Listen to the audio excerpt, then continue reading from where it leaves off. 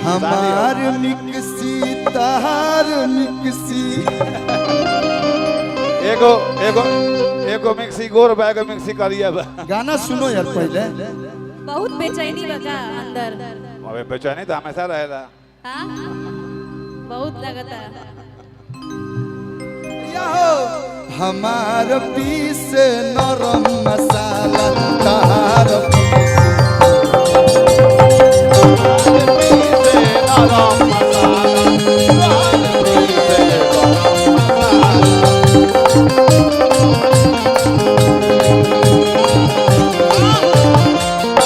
हमार नरम पीसेला लेकिन गोलू राजा के खड़ा मसाला बड़ा मसाला सब पीस देवेला। ना मिक्सी देखे नहीं बोलने का।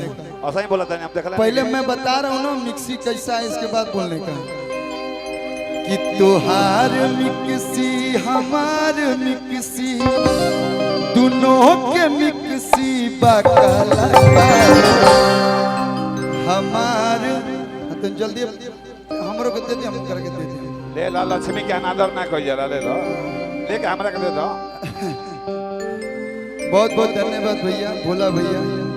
आपका नाम ही भोला नहीं आप चेहरे से भी भोला है। बाकी दिल के आप कैसे हैं वो तो भगवान जाने।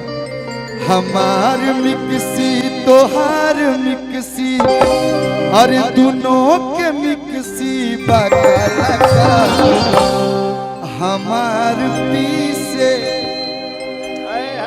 हमार मिक्सी तोहार मिक्सी अरे दोनों के मिक्सी बकला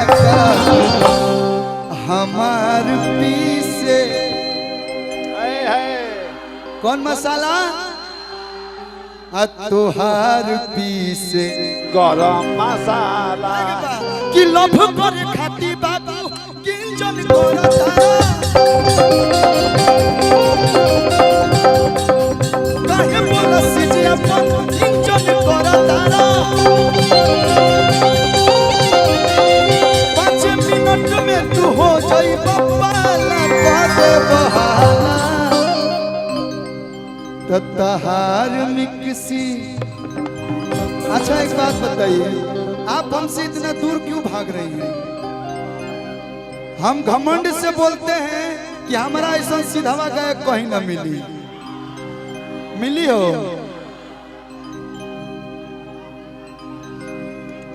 आप जो है ना शायद वो कोई नहीं जानता। ये एक छुपे रुस्तम है। कुछ लोग दिखा देते हैं कुछ लोग नहीं दिखाते हैं तो ये ना दिखा के सब कर देते हैं।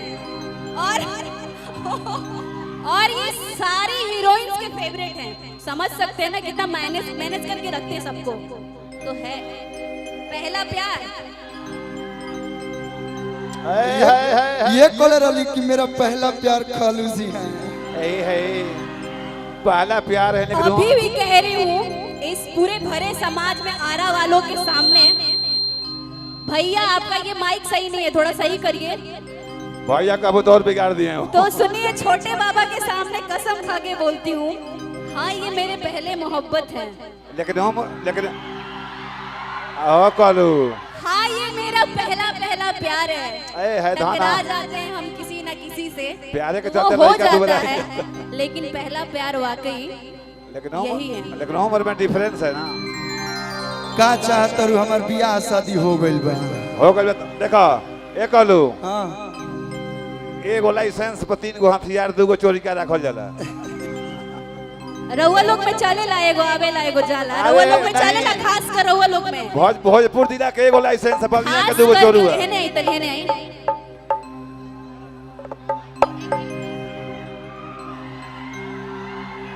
देखिए ये जो भी फिल्म चल रहा है उस फिल्म में हम नहीं हैं। जो भी फिल्म चल रहा है इस फिल्म में हम इंट्रोडक्शन में आए थे इसके बाद हम गाए मेन विलेन हीरो जो भी। हाँ बोल हेलो रउआ कहनी हाँ बढ़ाइए एक और माइक दे दीजिए यार। आ गई रउआ कहनी है रउआ कहनी है कि 3 गो प्यार चलेला ठीक बा। 3 गो प्यार ना कहनी है। हाँ बात सुन लो का कहनी है। हाँ का कहनी है एगो लीगल लाइसेंस पर 2 गो अनलीगल हथियार तो रउआ लोग में चलेला हाँ है कि चलेला ना चलेला कैसे चलेला कैसे भोजपुर जिला के 1 गो लाइसेंस लेके आ बलिया जिला के 2 गो चोरी का हथियार रख लो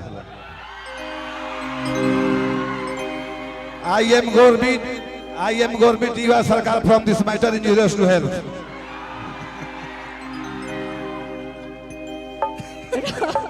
रउआ हेलो हमको मिक्सी बेचने दो यार तुम लोग कौन लाइसेंस बेचने लगे ऐसे ही हमारे काहे कहती तू छोटे बाबा कि तुहार मिक्सी हमार मिक्सी आ जाओ अरे दोनों के मिक्सी बकाला का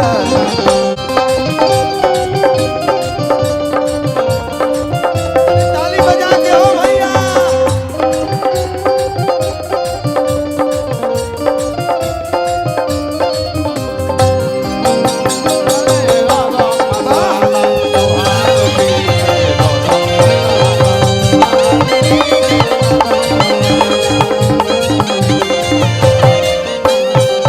इतने में को मिक्सी आ जाई एक आलू वाह एक आलू हाँ त्रिमूर्ति मिष्ठान भंडार 0 माइलारा त्रिमूर्ति मिष्ठान भंडार 0 माइल आ रहा है भैया की तरफ से बहुत सारा प्यार रोज हमने के वजह सिंघाड़ा समोसा चलेला अरे देखिए कुछ फालतू मत बुलवा दिए बाबू हमारा में दीपू भैया की तरफ से ढेर सारा प्यार सेंडिल के मारे लागे खोजता रहो हे बांचो हाली में खाली ना बोझता रहो तई आरा जिला के लड़का कहता रे सो का कहतर हो मोट जनी छोड़ माला पातर कर भले 2-4 दिन यातर कर अरे हमारा बुरा अपन कोई चाह भाला अरे बनतार भाला तो भैया हो कि तुहार मिक्सी हेलो अरे मिक्सी तुहार मिक्सी हमार दो टेबल बैठ जा अरे दोनों के मिक्सी बकाला काला काला दोनों के मिक्सी एगो गोर बैगो काला बा दोनों काला हार पी